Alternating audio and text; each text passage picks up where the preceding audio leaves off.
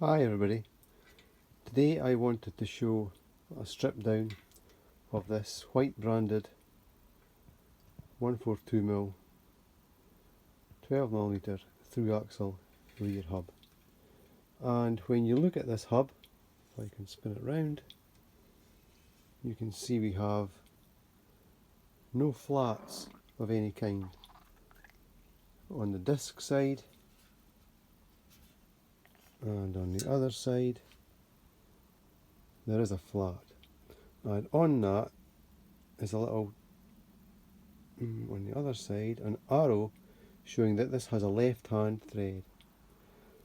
And I wasn't sure how to strip this down, but on the internet I found out that this Whyte branded hub is actually one of these. It's a Formula TC-72S. And having had a good look around, I found I was able to strip this down. And the first thing we need to do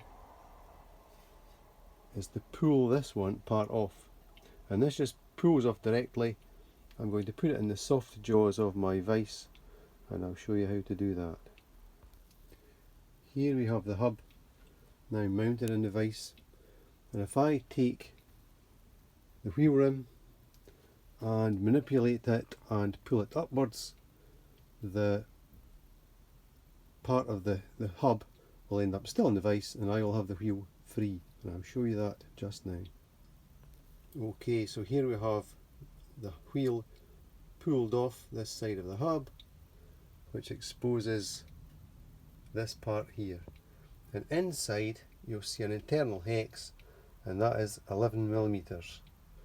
Now I don't have an 11mm Allen key, so what I'll do now is put this stub part of the axle into the vise and then use the flats on the other side to strip that out.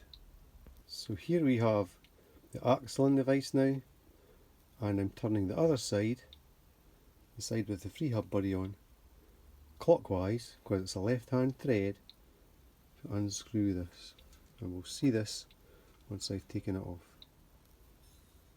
So this is loose, I unscrew it, left hand thread of course, take it off, and having done that, the free hub body will just pull all the way off. There are the little pawls and the ratchet mechanism inside.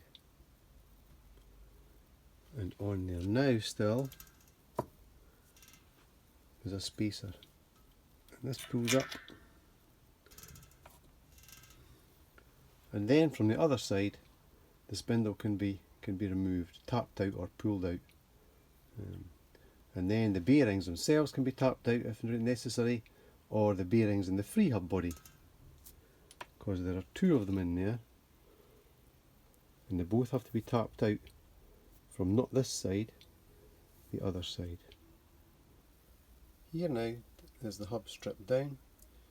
You can see the spacer on the left hand side, the free hub body, the spacer that sits inside the free hub body, and then the spacer on the other side that has the flat and has the left hand thread. Then inside the free hub body we have an outer bearing, a spacer, a circlip, and then the inner bearing. So to take the bearings out of the free hub body, I had to move the spacer aside, tap out the outer bearing, that gave access to the circlip. I took out the circlip and then that let me tap out the inner bearing.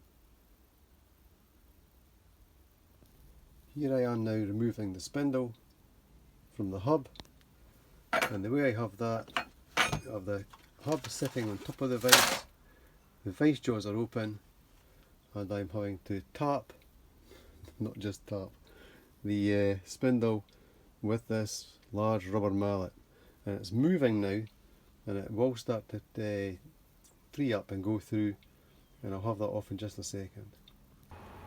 To remove the spindle from the hub, I've found that it taps through from this side, but when tapping it through it removes the bearing on this side.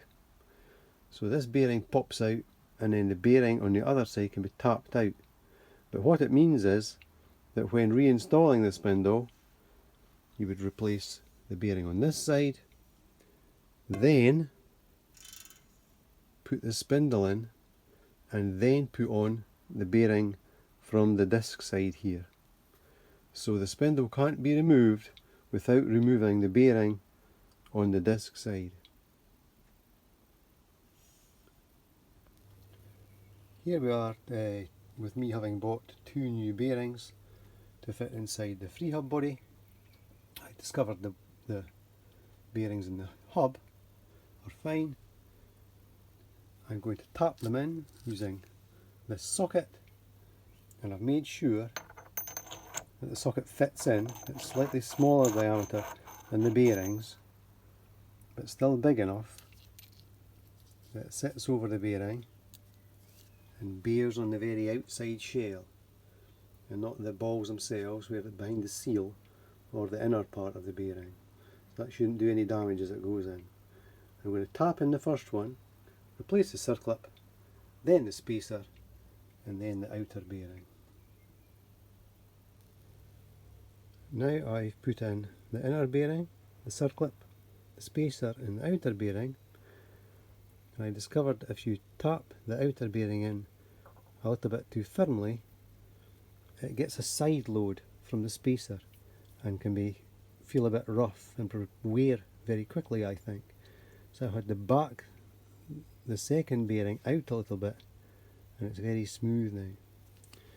My next plan is to grease the pawls using just normal grease here, and then insert the free hub body back into the hub, spacers either side. The one with the flats will tighten onto here, and the wheel should be ready to install. One final thing I meant to mention was that when you push the free hub body back in, it won't go in because the pawls stick out and won't allow that to go in. So as you push it in, you turn it anti-clockwise, and there it goes.